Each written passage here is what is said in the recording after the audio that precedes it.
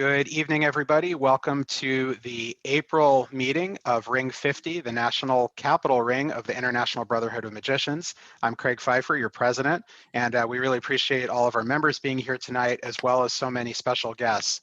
I just want to ask first if there are any guest magicians here tonight who anybody would like to introduce, as we do at all of our meetings.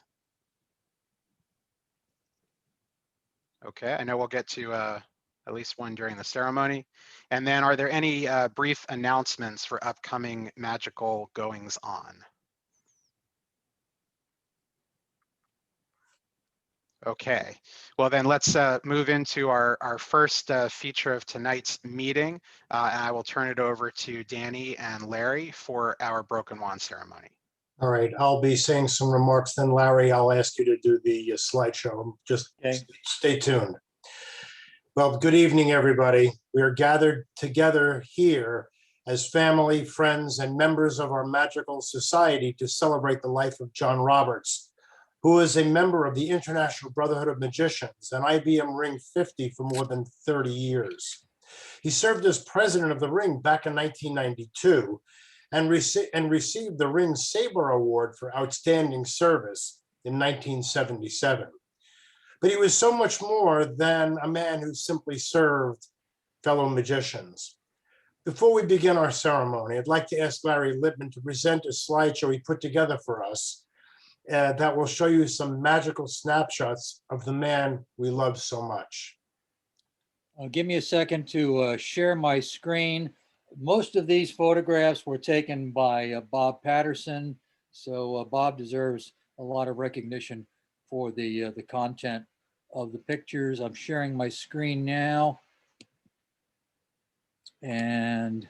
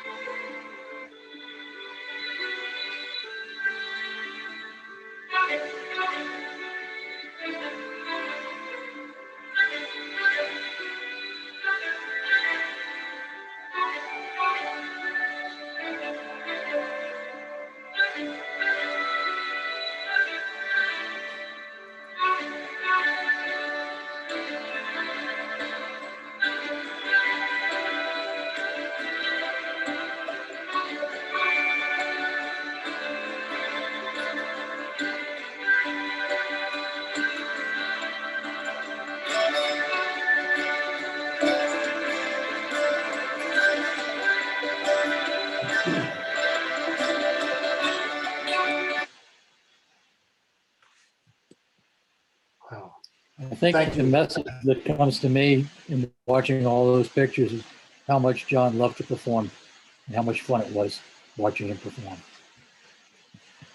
Thank you, Larry. As you saw in the presentation, John was a magician and a performer with many talents, and many words come to mind to describe him. Funny, creative, magical, talented, silly, caring, loving, and a storyteller extraordinaire. No doubt the special talent from his days in journalism. Well, John, as a member, was linked in fellowship with magicians all over the world, and his interest, activity, and skill of performing magic was enjoyed by those who were privileged to share his friendship. We of the I.B.M. offer this time to commemorate his life and to express our sympathy to the people with whom he was close. As long as memory endures, his influence will be felt, and he will live on in all of us that had the pleasure of knowing him. And now I'd like to show the wand. The wand is a story in symbol and is an ancient conjuring representation of mystery. To the uninitiated, it is but a piece of wood. To our late member, it was a reminder to him of the joy and pleasure of an entertainment art that has existed since ancient times. This symbol was for our departed member an historic emblem like that old illusion called the linking rings. It linked John with others of like-minded in heart and in this vast magic society. This wand without John is now useless. The magic that infused itself into the life of performing on this earth is now broken as we bid farewell when our loved one encounters mortality.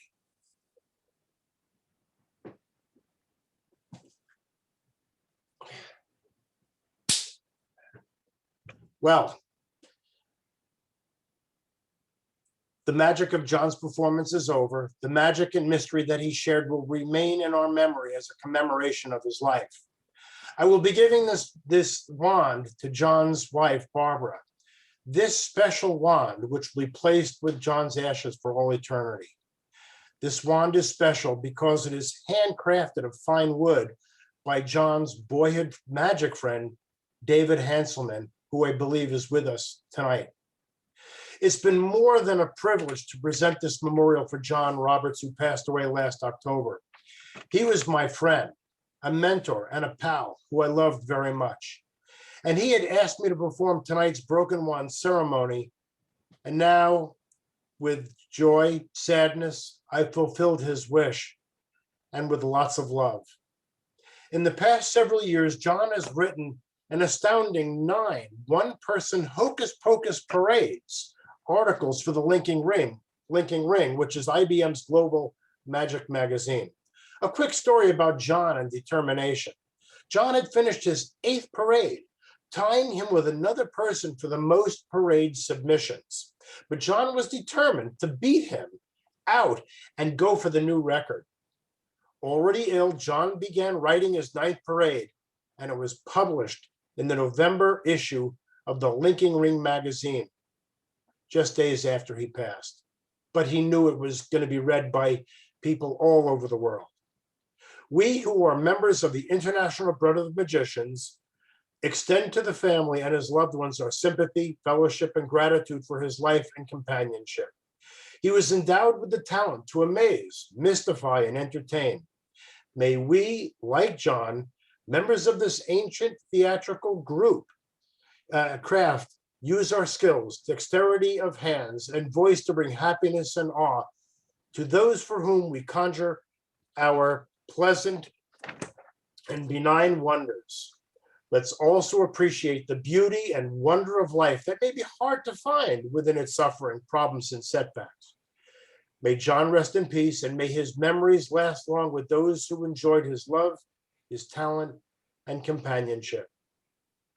At this time, I'd like to read a few emails that I've received from some of John's friends, and then we'll open it up to those who might like to say a few words. From John and Barbara's friends, Sandra and Richard Toy. We look forward to the ceremony, as none but family could respect and enjoy John more than we do. John was so many things: a great friend, super storyteller, world-class magician, and periodic victim of lockjaw when we'd ask him how an illusion or trick worked. We missed him, we will miss him, but forever will enjoy him and his rich, beautiful, fun, and full life. He was a comet that burned a trail across our skies, and he still shines brightly. With great affection, Sandy and Dick. Now I'd like to read one more note, and then I'll turn it over, from Kevin Casretto, John's friend from down under, from Australia. I had first contact with John after he sent me an email after my first parade in the June issue of 2016, the Linking Ring magazine. He asked about a trick that I called AVOCA, and I said it was very simple. It was just another version of Collins Aces. Since then, we became very close friends. We swapped ideas and tricks. We showed tricks to magic meetings that we attended attended of each other's tricks. It was an honor that John thought some of my ideas were good enough to go into his quirky tricks in your magic newsletter. Even though we lived far away from each other, we considered that we were very much close friends. John put it very well in one of his articles in the Linking Ring when he said, quote, "Even though we were oceans apart, we rode the wave that was magic. Due to the distance, we were never able to meet. John's death left a crushing feeling that is still with me today. Even though he is no longer with us, I'm sure he will still be talking magic with the likes of Larry West, a man he worked with at Voice of America.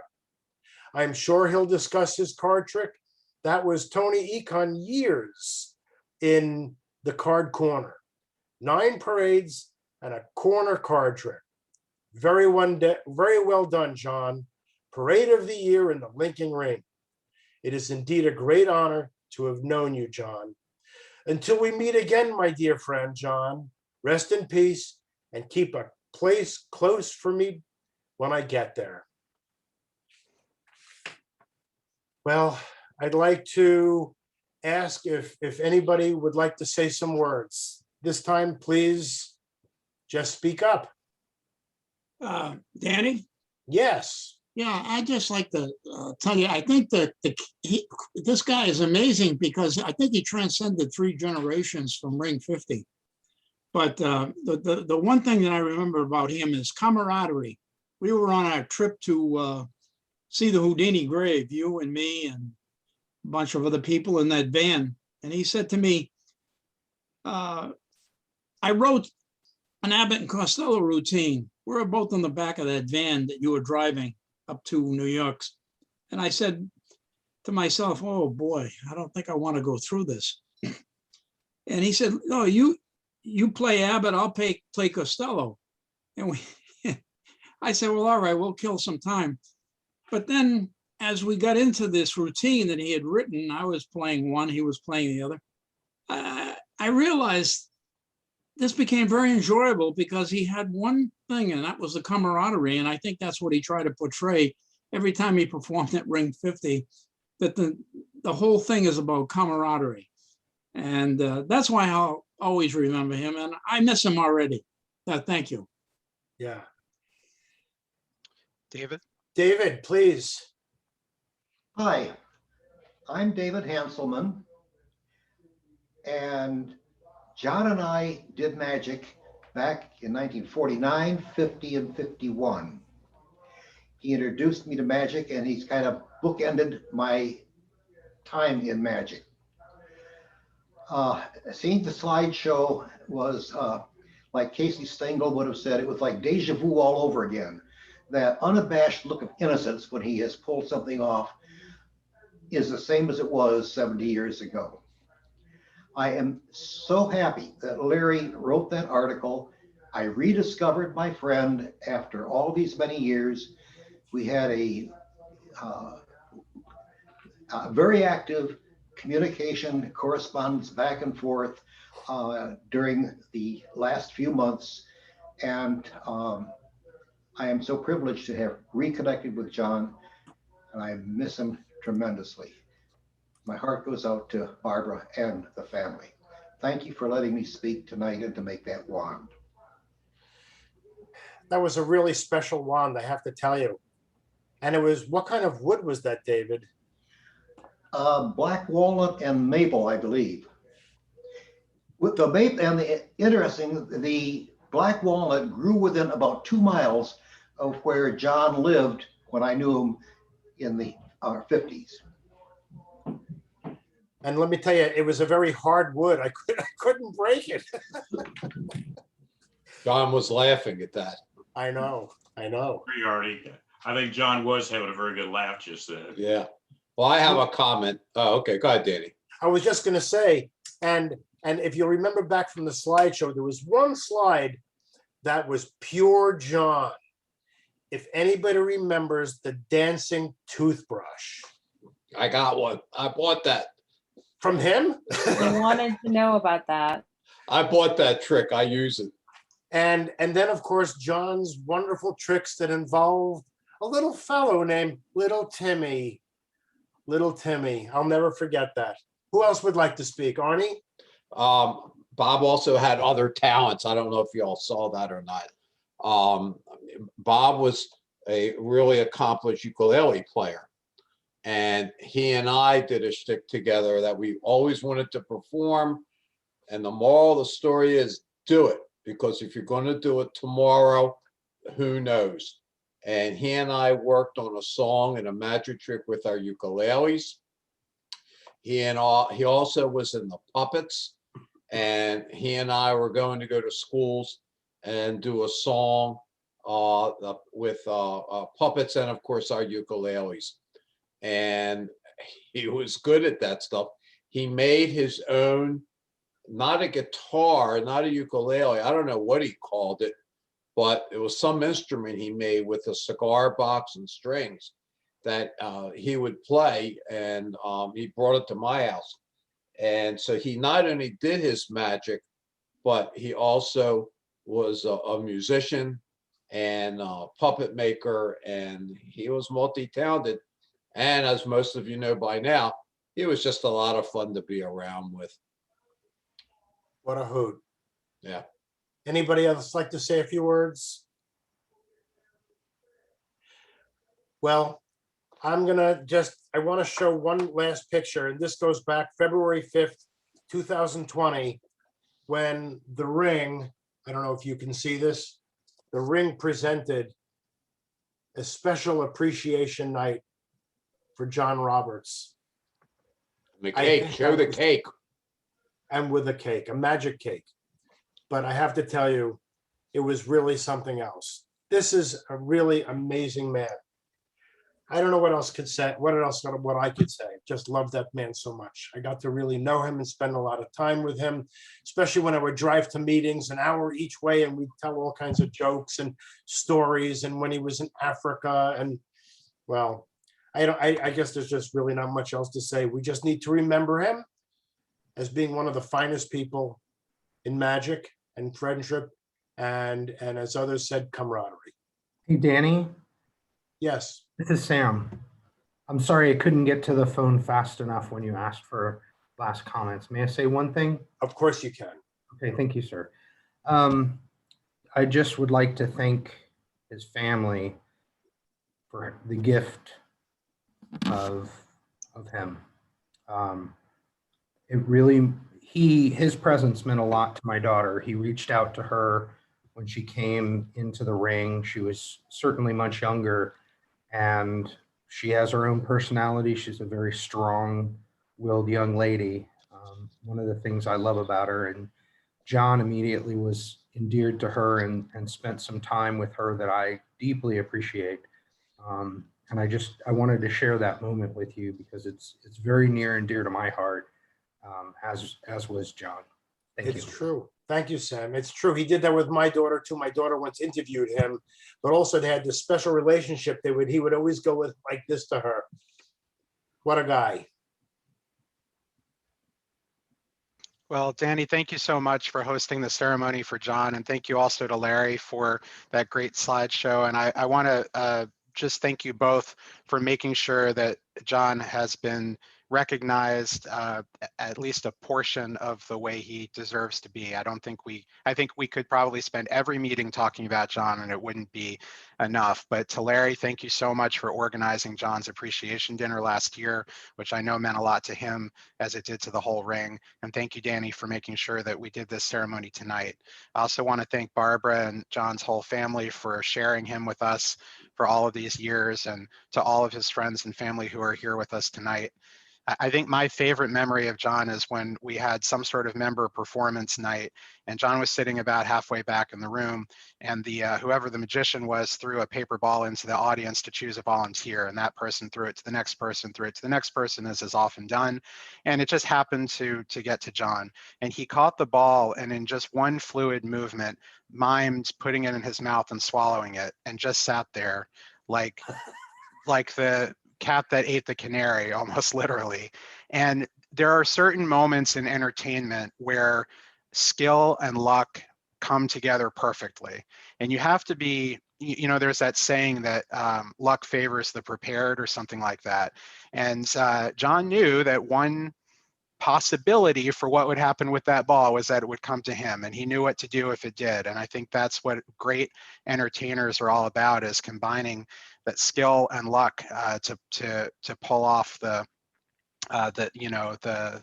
effect. And he had that look on his face, like somebody said earlier, where he knew he did it. He knew he pulled it off, and he knew he had entertained the whole room. And that's the memory that really sticks with me about John, as far as a single moment goes. But the thing that I appreciate most about John is how welcoming he was for everybody in the ring, and no matter what generation. And I think, you know, the folks who have spoken tonight and who have spoken about their children tonight represent that perfectly.